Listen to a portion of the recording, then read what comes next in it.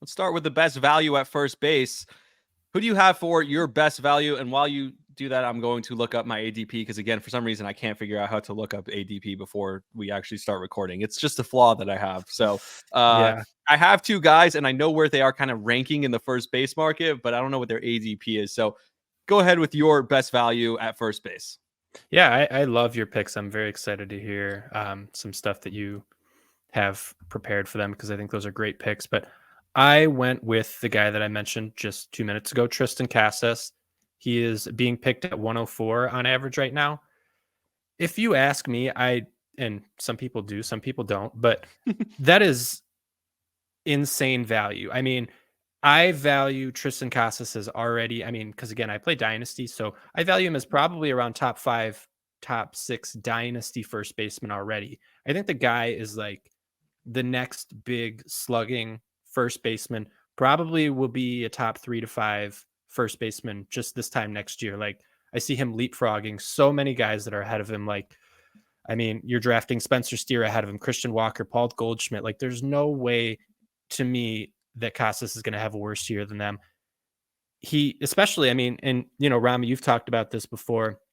Do you take any stock in the second half? Well, Casas last year didn't have the greatest first half, but his underlying stuff was just screaming that something was coming. And second half, it finally took off. He had 15 home runs in just 54 games, his last 54 games, and he was top 8% in expected WOBA. So WOBA just meaning like essentially not all hits are created equal, right? Some hits are better than other hits. And so he was in the top 8% of just the best hits in all of baseball.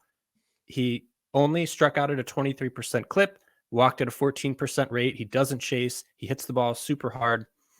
Again, I mentioned he hits in a pretty good Boston Red Sox lineup. I think he's going to hit for power. I think he's going to score a lot or hit in a lot of RBIs. And I think he's just a very mature hitter for his age.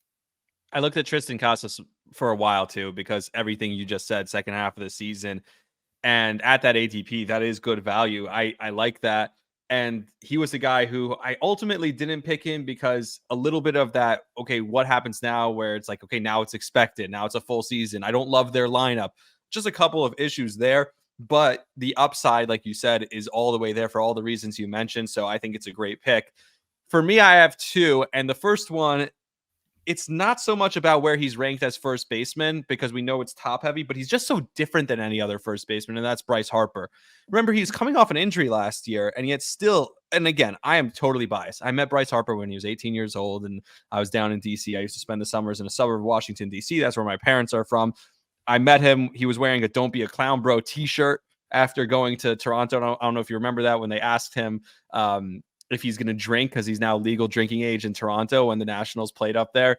And he's like, that's a clown question. So he wore like the Don't Be a Clown Bro t-shirt that he made to the ballpark. Super cool guy. I've met him a few times after that. I always loved Bryce Harper, always a big Bryce Harper fan. But the fact that he's comes back off an injury, comes back in the middle of the year, and his on-base percentage is 400. He still hits 21 home runs. He steals 11 bases. You think he's going to get more than that. I like their lineup. And to think that I saw the ranking I saw you have him. We'll get to that a little bit later. You have him higher, but I saw him as like the fourth or fifth best, ranked first baseman in the league. To me, that's crazy. This is a guy who's going to do something so different. He's going to get on base. He's going to hit for average, steal bases, and hit home runs. He just is the profile of an outfielder, but he's now playing first base, which is what he is. He's an outfielder that was moved to first base, and he's still in the prime of his career. It's not like he's losing any of his prime. It just happens to be they moved him to first base for defensive reasons, and that's their reasoning. But if you could get a guy who's profiling as a really great outfielder at first base, like, why not? And so I like that. It's kind of an interesting niche value pick.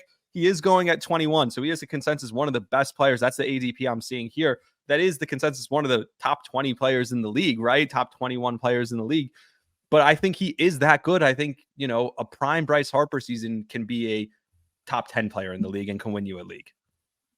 Yeah, just real quick, I'll say the same thing that I'll echo it, but I'll also, I expect him to be a great hitter until he's 35, 36, 37. Like, he's a different type of player. This is his age 31 season. He's not old. He's been around for 15 years, but he's not that old. Yeah, yeah. I mean, you nailed it on the head. I would take him probably top 15 pretty easily. I wouldn't even bat an eye. Like if you're in a 12-man league and that's your second pick or even late, late first round, I'm no problem with it at all. And now another guy, and we talked about this team a lot on last episode, but his I see his ADP at about 113, so a little bit higher than Casas, is Spencer Torkleson. I think he's like the 14th ranked. You have him a lot higher than that, but I think some people have him even lower at as far as ranked first baseman. He's going to be really good this year. Again, a guy who's going to play every day in a lineup that they need guys to play every day. He had a massive jump last season, and becoming a full-time player, he's going to have another huge year. Spencer Torkelson, I think, is going to be, in my opinion, I think he's going to be better than Vlad Guerrero this year. I think he could be better than Bellinger this year. I think we're looking at him by the end of the year as the top 5 first baseman in the league, and getting him later as kind of like the back half or like 10 best first baseman in the league, or like I said, 113 at his ADP. To me, that's great value for Spencer Torkelson. I love that. Yeah, 16 home runs in his final 48 games. Like that's phenomenal.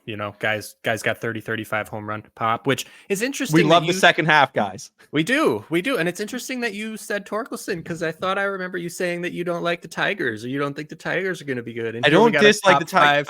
I have baseman. family in Michigan. I don't dislike the Tigers. I think their lineup's not going to be that good, but I think there is opportunity there. And give me a guy who's proven, and not a guy who's going to come up from the minor leagues and like, hey, we're hoping he's going to be good. Spencer Torkelson has, a full year of Major League Baseball under his belt. I think he played part of the year before, correct? This guy's been there, and he's going to be batting third, fourth in their lineup, right? He's middle of the order guy right away, right off the bat. I think he is the best player on the team now that obviously Miguel Cabrera is gone. This guy could be the next face of the franchise. I don't know. I like him.